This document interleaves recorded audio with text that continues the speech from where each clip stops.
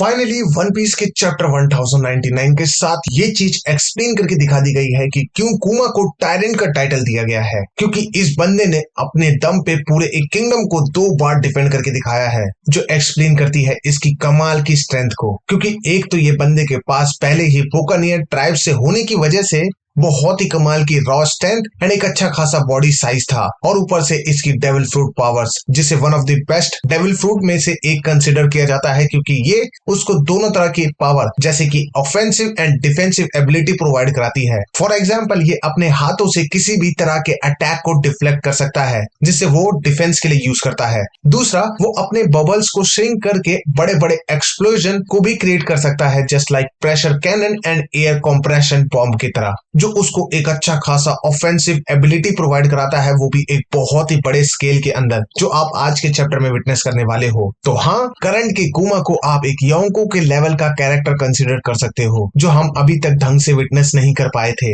लेकिन ये चैप्टर उस चीज की कमी भी पूरी कर देता है। तो चलिए चैप्टर भी ढंग से देख लेते हैं और देखते हैं कि इसमें क्या क्या चीजें देखने को मिलती है। इस चैप्टर की शुरुआत होती है हमारे कुमा के रेबल से, क्योंकि हमने लास्ट चैप्टर में ये चीज देखी थी कि हमारे सोरबेट किंगडम का जो किंग था, जिसे बहुत ही हरामी माना जाता था, वो लौट आता है, और इस चैप्टर में उसने सारे लेवल क्रॉस कर दिए होते हैं, क्योंकि उसने पूरे किंगडम को आग लगाने की कोशिश की होती है। क्योंकि इस बंदे ने ईस्ट के एक किंगडम से ये चीज सीखी थी कि अगर किसी किंगडम को पूरा नया बनाना है तो उसे जला के राख कर दो, जिसकी वजह से हमारा जितना भी कचरा वहां पे है वो सब साफ हो सकता है। और यहाँ पे इस किंग का कचरे से ये मतलब था वो लोग जो टैक्स नहीं पे करते थे, और इसी के चलते ये पूरे किंगडम में आग लगा देता है। अब कुमा जितने लोगों को बचा सकता था वो लोगों को बचाने की कोशिश करता रहता है, लेकिन कैजुअलिटीज फिर भी बहुत सारी देखने को मिलती है, जिसके चलते उसका रेस मोड बाहर आता है, और फिर वो किंगडम के जितने भी सोल्जर्स होते हैं उन पे अटैक करना शुरू कर देता है। अब काफी सारे सोल्जर्स उसे वार्न करने की कोशिश करते हैं, लेकिन कुमा किसी की नहीं सुनता है, और इस फाइट के एंड में जितने भी किंग के सोल्जर्स थे और किंग था, उन सभी को इस किंगडम से बाहर भगा देता है मार के। अब जिस किंग को कुमा ने भगाया था वो वर्ल्ड गवर्नमेंट का ही चमचा था, इसलिए न्यूज पूरे वर्ल्ड में बहुत ही जल्दी से फैल जाती है और ये सैटर्न तक भी पहुंच जाती है। तो हाँ, मरीन अब चुप नहीं बैठेगी।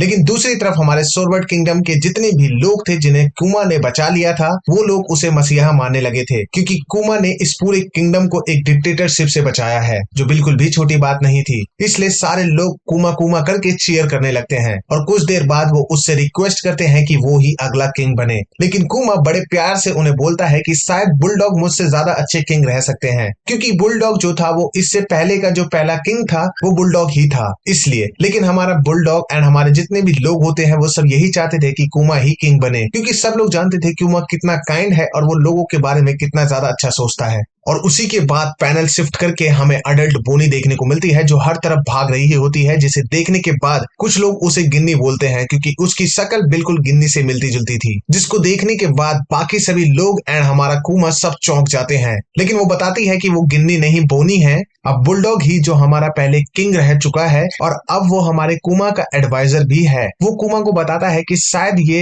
एज डेविल फ्रूट पावर खाने की वजह से हो रहा है, लेकिन अब हमारी बोनी के हाथ में ये पावर कैसे लगती है और उसने उस डेविल फ्रूट को खाया कब, ये हमें चैप्टर के अंदर रिवील नहीं होते हुए देखने को मिलता है। लेकिन उसके बाद बुलडॉग ये भी बताता है कि कुमा की जो फोटो है वो न्यूज़पेपर में देखने को मिली है, जहां पे गवर्नमेंट ने इस न्यूज को मैनिपुलेट करके अपनी लैंग्वेज में छाप दिया है, और उन्होंने कुमा को एक ईविल घोषित कर दिया है कि उसने अपनी फोर्सफुली हरकतों के चलते सोरबेट किंगडम का जो राजा था उसको बाहर निकाल के उस पूरे किंगडम को हथिया लिया है। जिसको सुनते ही कुमा समझ जाता है कि बिकोरी जो इससे पहले किंग था, जिसे हमारे कुमा ने भगाया था, वो चुप नहीं बैठेगा और यहाँ पे दोबारा अटैक करने की कोशिश भी करेगा। और क्योंकि वो चमचा था वर्ल्ड गवर्नमेंट का, तो मरीन भी यहाँ पे अटैक करने के लिए निकल चुकी होगी। लेकिन वो लोगों को ये भी यकीन दिलाता है कि वो लोगों को कुछ नहीं होने देगा। जिसके बाद वो बुलडॉग को एक प्रपोजल देता है कि आप इस किंगडम को चलाना दोबारा से शुरू करो और इसे आगे बढ़ाओ, और मेरी एक पर्सनल रिक्वेस्ट है कि आप बोनी का भी ख्याल रखना, क्योंकि अगर वो यहाँ रहा तो किंगडम के ऊपर दोबारा खतरा आ सकता है, और उसे बोनी की डिसीज भी क्योर करनी थी, इसलिए उसे यहाँ से जाना ही पड़ेगा। अब जैसे ही कुमा इस सोरबेट किंगडम से निकलने लगता है, उसके सामने एक बहुत बड़ी मरीन फ्लीट खड़ी होती होती है जिसके ऊपर बिकोरी भी होता है और वो सभी हमारे मरीन के मेंबर्स को आदेश देता है कि वो जल्दी से जल्दी उसके ऊपर अटैक करें। और जैसे ही वो करने की कोशिश करते हैं, कुमा सभी को मार के डुबा देता है और उसके बाद वो अपनी जर्नी शुरू कर देता है। लेकिन इस इंसिडेंट की वजह से उसको एज अ पायरेट घोषित कर दिया जाता है और उसके ऊपर बाउंटी भी लगा दी जाती है। अब क्योंकि उसके ऊपर बाउंटी होती है, तो जब वो एक जगह से दूसरी जगह इस डिसीज का क्योर ढूंढने के लिए जाता है तो उसके ऊपर लोग बिना मतलब के अटैक करना शुरू कर देते हैं और उसको कुछ खास लीड भी नहीं मिल पाती है। और इसी बीच वो दोबारा से ड्रैगन से टकरा जाता है,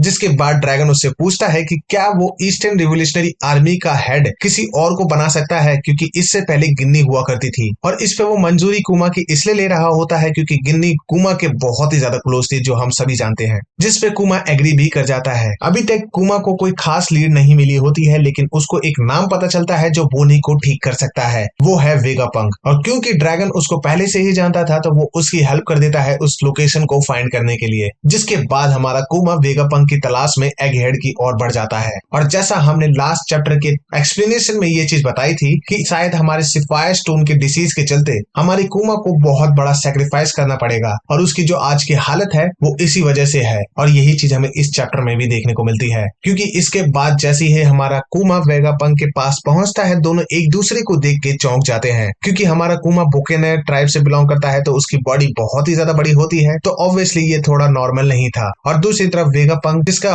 सर का साइज बहुत बड़ा होता है, तो वो भी नॉर्मल नहीं था। तो ये दोनों एक दूसरे को चौंक जाते हैं देखते ही। अब देखो, वेगापंक ऑलरेडी मरीन के लिए काम करता था, जिसके चलते वो मरीन को काफी सारे साइबॉर्ग बना के देने वाला था, जिसके लिए वो ऑलरेडी सारी रिसर्च कर चुका था। लेकिन उसको एक टेस्ट सब्जेक्ट चाहिए होता है जिसकी बॉडी स्ट्रांग हो और वो बंदे के पास अच्छी खासी पावर भी हो और वो उसके एक्सपेरिमेंट के लिए मान जाए। और उसको कुमा को देखने के बाद उसको टेस्ट सब्जेक्ट दिख जाता है, जिसके लिए वो उसको अपनी बातों में फंसाता है कि हाँ, वो बोनी को ठीक कर सकता है। उसके लिए उसे स्टोन को निकालना पड़ेगा, जिसके लिए उसको स्टेम ट्रांसप्लांट करना पड़ेगा, जिसके लिए बहुत ही ज्यादा कॉस्ट लगती है, क्योंकि ये प्रोसेस इतना इजी नहीं होता है करना और कुमा पे इतने पैसे नहीं होते हैं। तो वो उसको ये ऑफर देता है कि मैं ये तुम्हारे लिए फ्री में कर सकता हूँ, लेकिन बदले में तुम्हें मेरा टेस्ट प्रोजेक्ट बनना पड़ेगा। और क्योंकि कुमा ऑलरेडी ये डिसाइड कर चुका था, अगर उसे डेविल से भी हाथ मिलाना पड़े बोनी को बचाने के लिए, तो वो पीछे नहीं हटेगा। तो उसके सामने ये चीज तो बहुत ही ज्यादा आसान थी। और वैसे भी वेगापंक उसे बताता है कि ये एक बहुत ही ज्यादा नोबल कॉस्ट के लिए हो रहा है, जिससे काफी सारे लोगों की मदद होगी फ्यूचर में जाके।